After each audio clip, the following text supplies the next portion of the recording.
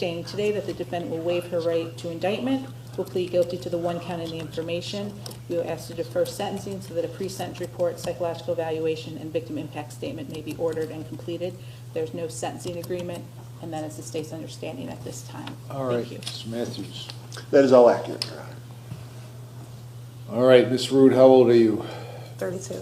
And how far did you go through school? I graduated high school. Are you a United States citizen? Yes. Are you able to read, write, and understand the English language? Yes. Prior to coming to court, have you taken any drugs or alcohol or any prescription medication in the last 48 hours? No. Have you ever been diagnosed with or treated for any mental illness? Yes. What have you been diagnosed with? A couple of things.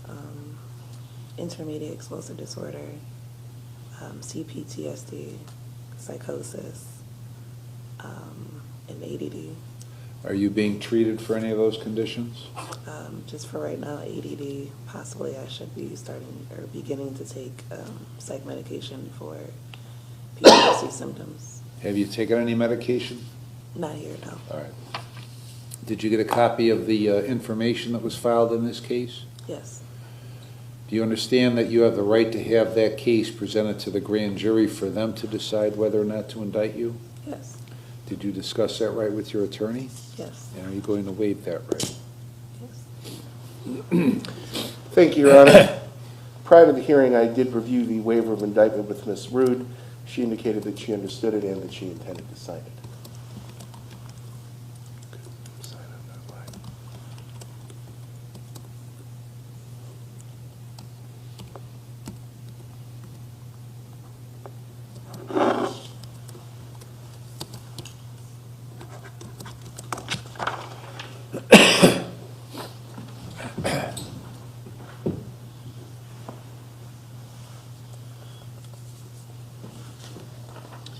Here I have received the waiver of indictment. I witness the defendant sign the document and hold the court. Her counsel signed it, and I signed it. Okay, I'll accept the waiver of indictment. Now, before I accept your guilty plea, I need to determine that you know and understand the constitutional rights you'll be waiving, the consequences of your guilty plea, and the maximum penalty I could give you, and I need to be satisfied that your guilty plea is being made freely, knowingly, and voluntarily. I'm going to ask you questions. If you don't understand a question or you want to talk to Mr. Matthews some more, let me know and we'll give you more time. You understand that? Yes. You have a constitutional right to have a trial, either to me or to a jury of 12 Lake County citizens. Do you understand that right?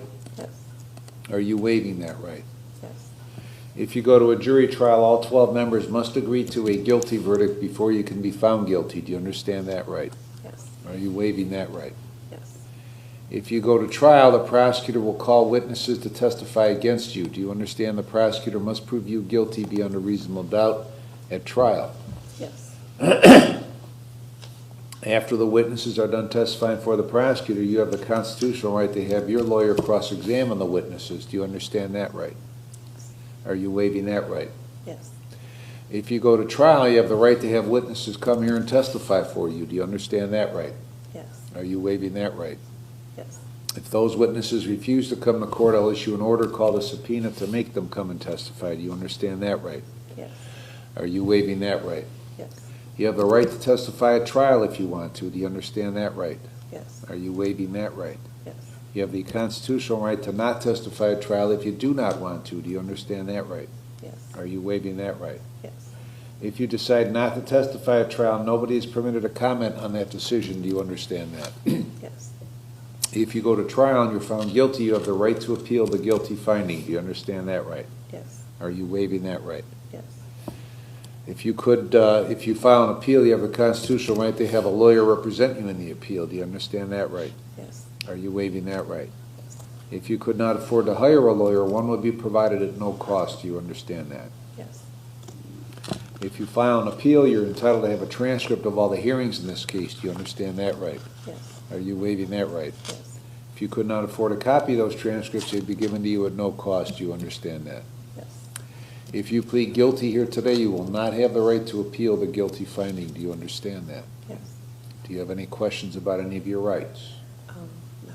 Do you still want to plead guilty to this charge? Yes. Do you understand by pleading guilty, you're fully admitting your guilt to the charge? Yes. You understand by pleading guilty to this felony that you're voluntarily giving up your freedom for whatever period of time that I could sentence you to prison, to jail, or to community control. Yes. Domestic violence is a felony of the 4th degree. It carries an 18-month maximum prison sentence and a $2,500 maximum fine. Do you understand that? Yes. Your Honor, it's a $5,000. I'm sorry. maximum fine. $5,000 maximum fine. Do you understand that? Are you presently on post-release control to the parole authority? No. Do you understand your felony conviction will prevent you from owning or possessing a firearm? Yes. Do you understand that if a prison term is imposed in this case, that you might have to serve a period of post-release control for up to 2 years under the parole authority after your release? Yes. If you are placed on post-release control and you violate any conditions, a parole authority could return you to prison for up to 9 months for each violation, up to 1/2 of my sentence. Do you understand that? Yes. Do you understand that if your violation of post-release control is a new felony, then you could get an additional consecutive prison sentence for that violation? Yes. And if that were to occur, the maximum prison sentence for the violation would be the greater of 12 months or the time left under post-release control. Do you understand that? Yes. Do you understand if a prison term is imposed, you are eligible for judicial release? Yes. I could place you on community control for up to 5 years, but if you violate any conditions, I could send you to prison for 18 months. Do you understand that? Yes. Has anybody promised you I would be lenient on you just because you're pleading guilty today? No. Has anybody promised you what I will sentence you to in this case? No. Do you understand, at the time of sentencing, I do not have to follow the recommendation of either the prosecutor or your lawyer? Yes. Have you had enough time to talk to Mr. Matthews before pleading guilty today? Yes. Has he discussed everything about your case and answered all of your questions? Absolutely. Are you satisfied with the advice he's given you? Yes. Have you been threatened or coerced in any way to plead guilty today? No. Are you freely, knowingly, and voluntarily entering your guilty plea? Yes. Do you have any questions? No. All right, Ms. Cutts, if the case went to trial, what would the evidence show? Thank you, Your Honor. Had this matter proceeded to trial, the state would have proven beyond a reasonable doubt that on December 31st of 2024, shortly before 8 p.m., Willowick Police Department officers were dispatched to Bay Ridge condos, which are located on North Marginal Drive in Willowick, Lake County, Ohio. They responded regarding a disturbance involving Ashley Rood, the defendant, and Willis Joyner, at that time was her live-in boyfriend. When officers arrived, they were unable to get in through the door. They had to force entry. When they entered, the officers saw the defendant striking Mr. Joyner on his body. They found a bump on his head. All of this occurring in Lake County, Ohio. Through further investigation, officers learned that the defendant, Ms. Rood, had a prior domestic violence conviction in Cuyahoga County Court of Common Pleas, case number CR 11-551591, dated September 1st of 2011. And that would have been the state's evidence. Thank you. Mr. Matthews, anything to add to those facts? No, Your Honor. Ms. Rood, did you hear what Ms. Cutts said the facts would show if the case went to a trial?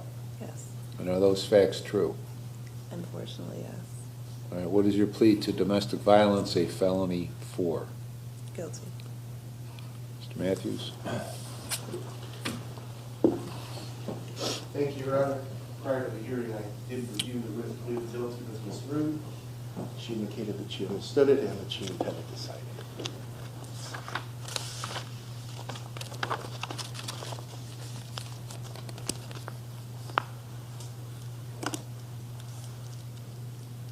No further questions, John? Okay. Put the date there, 3/24.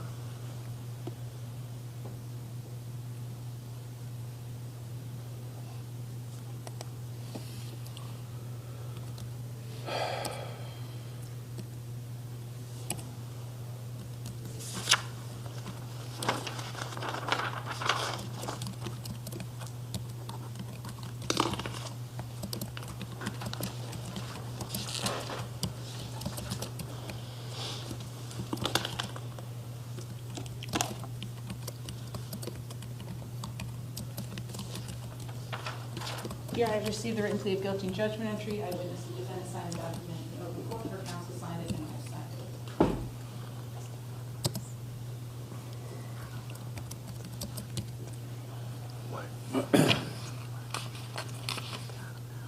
Ms. Root, is this your signature on the written plea of guilty? Pardon? Is this your signature on the written plea of guilty? Yes. And did you sign it voluntarily? Yes. Do you want me to accept your written plea of guilty? Yes. All right, I'll accept the written plea of guilty. Defendant was present. Thank you. Mr. Matthews advised of all but her rights, made a knowing, intelligent, and voluntary waiver of those rights. She understands the nature of the charge, the consequence of her guilty plea, and the maximum penalty. Find it to be knowing, intelligent, and voluntary, will accept her plea of guilty and find her guilty of domestic violence, a felony 4. We'll refer this for a pre-sentence report, a psychological evaluation, and victim impact statement. Sentencing will be May 7 at 10 a.m. Mr. Matthews? Thank you, Your Honor. Ms. Rood would like to address the court as to her bond. This case was bound over as a kidnapping as well as the domestic violence. The kidnapping was a felony of the 2nd degree, and the municipal court set bond at $100,000 with a condition of GPS monitoring. Ms. Rood has obviously been unable to post the bond at that level. She is requesting a bond of $5,000, 10%, with no GPS monitoring. We don't feel that that would be necessary. There has been no further contact between Ms. Rood and the victim in this case, nor does she intend for there to be. Ms. Rood does have a number of personal issues that she must address, specifically with her child. I will defer to Ms. Rood at this point to further explain those issues to the court, Your Honor. Thank you. Go ahead, Ms. Rood. Hi. I have a 7-year-old daughter, and since I've been here incarcerated, Child Protective Services and Child Support have contacted me. I have a letter to present.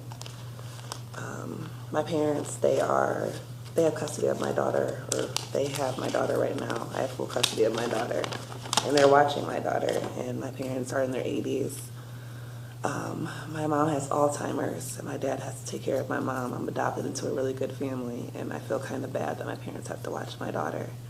I am worried that my daughter will be presented or in contact with her biological father. And I grew up in a really good area. I grew up in Gates Mills, and my daughter's never had to been subjected to like gunshots or, stabbings or anything gang affiliated. So if she is released to her biological father, I worry that my daughter will be caught in the crossfire of some serious street violence.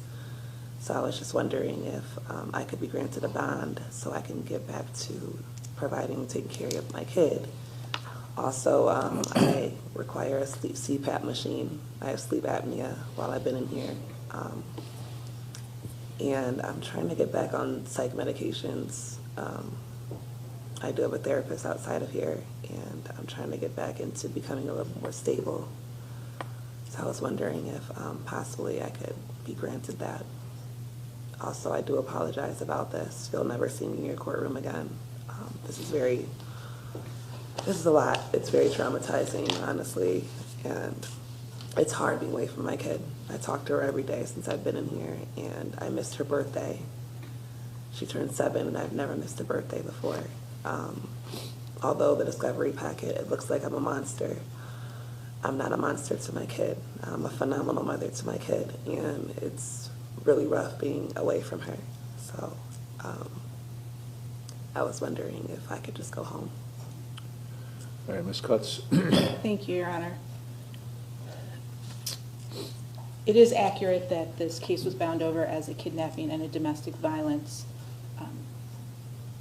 Though the state understands the request for the reduced bond, there are some aspects that are concerning to the state. In this incident, the police were called because Mr. Joyner indicated he was not allowed to leave the apartment, that he was being blocked, and that the defendant had knives. When the police got to the location, they asked first Ms. Rue to open the door. She indicated she could not. Then they asked Mr. Joyner. He indicated he could not, that she was standing in front of it. They could hear that their voices were close to the door. Nobody would open the door, and Ms. Rude indicated that she was unable to. When they said they were going to kick open the door, she told them not to. Before they did that, they heard commotion moving away from the door, and they believed an assault was in progress, so they did kick open the door, and that's when one of the officers saw the defendant striking Mr. Joyner multiple times inside the residence. There were some knives in the kitchen area with other dishes. When the officers got there, they had Mr. Joyner leave the unit, and they dealt with the defendant. Her then 6-year-old daughter was in the apartment through all of this, as well as the defendant, when she was told she was being placed under arrest and was handcuffed, sat to the ground and would not cooperate, would not get up, would not allow the officers to remove her. She screamed for extended periods of time at the officers, yelling and screaming. Her daughter was there the entire time. She would have her come over and hug her at times and then yell at the officers and scream. This was in Willowick. They only had a few officers on for New Year's Eve. They had to call in Wickliffe and Eastlake officers to come to the location to help physically carry her out of the unit. When they got to the stairs, she did agree to walk. As she was walking, she kept telling them not to touch her and was very verbally abusive. When she was placed into the cruiser, she proceeded to kick the divider between the officer and where she was in the back seat. Short of what happened in the cruiser, everything was in front of her daughter, who at times was in tears. One of the officers, who is sometimes at her school, was talking with her and taking her into the bedroom to try and keep her calm. It was an extended period of time that all of this continued on for, with the screaming and the yelling, to the point that Willowick did not bring Ms. Rude into Willowick Police Department, where they normally do their initial booking before taking her to the Lake County Jail. They took her directly to the jail in concerns of her behavior and how she would act. Thankfully, when she arrived at the jail, she was cooperative with the Lake County Jail staff. But this was a very extended incident that could have been dealt with much more easily. The state is concerned for how she was behaving in front of her daughter, for how she was behaving with the officers, and feel that a higher bond is appropriate, higher than the $5,000. We do think GPS, as well as no contact, would be appropriate. In the past, the officers have indicated that Ms. Rude often will not open the door when they are called to the location, as well as she informed them that she was pregnant, so they cuffed her in the front. She was found not to be pregnant. They said that is also a common aspect. So at this point, we do feel at least a mid-range, if not higher bond, is appropriate even without the kidnapping charge, based on all the scenario that has happened, and in hopes of getting the pre-sentence report and psychological done in a timely, easy manner. Defendant does have prior convictions that include, obviously, the domestic violence in 2011. She also has an attempted aggravated assault in 2012 in F3. I believe there was also a misdemeanor assault in that case, and then some disorderly conduct. While this was, she was initially released following the December 31st issue, and then there were a lot of calls back to the apartment with disorderly conduct and issues between her and Mr. Joyner, with both of them getting arrested at different times. So based on all of that, we do feel that a $5,000 10% bond would be too low for this situation. Thank you. All right, I'll reset the bond at $25,000 cash or surety or 10%, no contact with Joyner. Mr. Matthews, Ms. Rude presented a lot of information that I'm just not going to go on her word. If you want some further consideration, then you can file a motion, okay? Can I say something? Sir, No. you didn't present that I had been the victim of sexual assault, and that's why I wasn't able to contact the police. Well, that's not really a bond issue. But that's still what the prosecutor said is not accurate. What she said was accurate. wasn't inaccurate. That was not accurate at all, because, so what's my bond? $25. So, $2,500. when will it be in the system so I can have it posted? Yeah, absolutely. I think early afternoon, 1, 2 o'clock. What's the name? The prosecutor. Alexander Cuts. Alexander Dutt. Do you want to see the blanket there in that chair? Ma'am, thank you for letting me have this blanket. Oh, you will. Help and help. Here.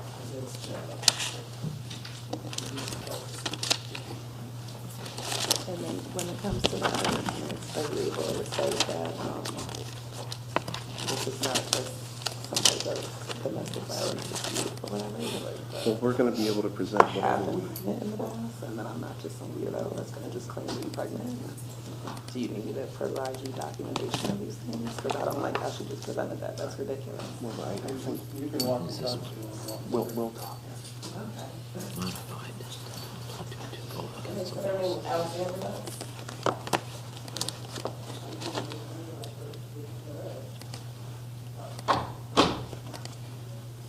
Which part did I leave out? None. Okay.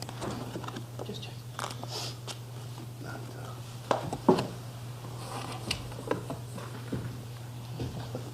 she's a character.